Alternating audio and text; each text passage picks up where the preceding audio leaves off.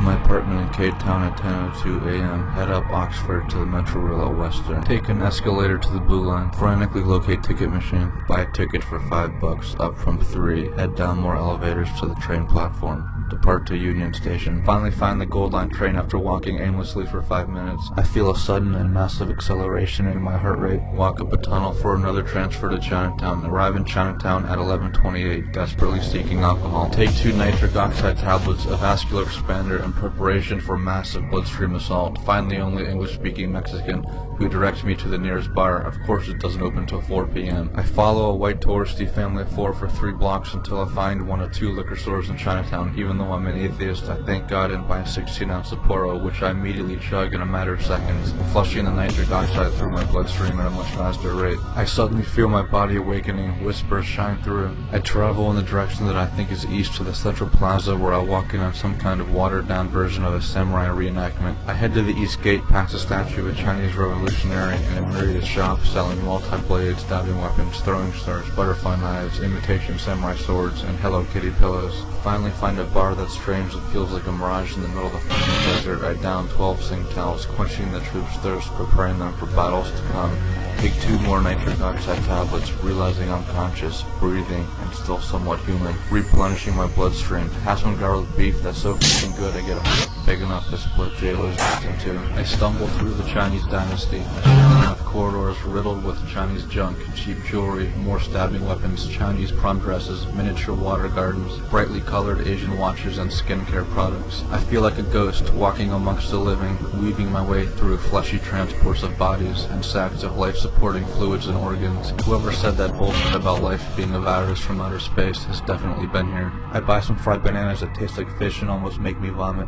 Find another liquor store, buy 2 Tsing Taos, drop my camera in the checkout lane. I chug them as fast as I can while staring at 3 Chinese murals from an unknown Chinese artist. Feel like I'm about to vomit, so I take 2 more nitric oxides, 2 valiums. Time and space do that strange thing again where they seem to separate and reattach and brush against each other like life grinding against life. Walk into a Chinese herb shop, find lots of weird things in jars that I can't identify. Reminds me of H.R. Geiger. Listen for 5 minutes to some guy playing some kind of crazy banjo that sounds like broken drive-through speakers. Thank God for Valium. Walk down Broadway to the Chinatown Plaza, encounter more shops of Chinese knickknacks and stabbing weapons, and buy a miniature Buddha made out of imitation jade, which I never would have if I were slightly more sober. I walk through the plaza without feeling my feet making contact with the ground. My relationship to fixed objects is definitely changing, moving forward like a train without a conductor.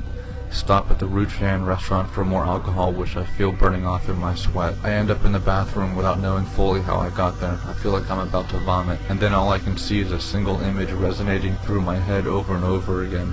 Digital seconds slipping by, turning 11 hours, 59 minutes, 59 seconds into a brand new day. Reality washing over the sum of human existence like a tsunami. I look down and catch glimpses of cracks in the sidewalk beneath my feet. I watch the cracks blur by and fade away into the distance, making me feel incredibly lonely, as if everything that I know and love is leaving me all at once, and there is no way that I can ever get it back. I think I hear myself screaming from deep within my body as more cracks rush past my feet in speeds that are making me semi-nauseous, throwing my equilibrium out of whack, transforming corporeal remnants of Chinatown into a viscous fluid mass that tries to penetrate me, fighting a hopeless battle for real estate in my brain. My head rings and my vision is far below average. My eyes seem to be fixed at a focal point not more than a few feet from my head, recollapsing myself into my rattling brain, vibrating like a snare drum, and stingy veins and dry mouth and watery eyes. Dying from the cheap buzz of cheap urban banter dancing on my head like a hard rain. And then it hits me, one of the most beautiful images I've ever seen. An overwhelming image of silence and unbridled innocence that vanquishes the most deafening realism of urban pain. Not the Forbidden City, not the Gardens of Babylon, or even the Great Wall of China. Nothing can compare to this, not in a million years. It ripples through me like a slow-moving cargo train passing through my DNA,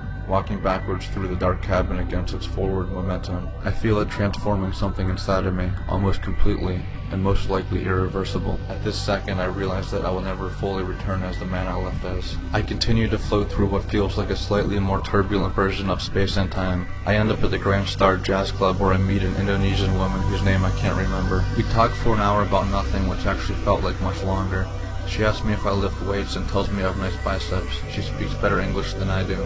I drop my camera once more and have trouble reattaching the lens. I collapse in the bathroom for a period of time that I can't begin to quantify. All details seem to mesh into a super smooth, molten mass. The valium is definitely setting in. I feel like a war zone that knows no end, forming a battleground beneath my skin.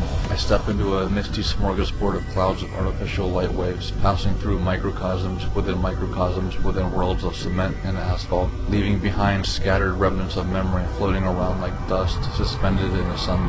Fragments float in and out and sometimes stick, but quickly recede into an ocean of nothingness over and over and over again. I stare into the white sink, scattered with dirt and cracks and random discolorations. I feel one step closer to understanding the true meaning of life.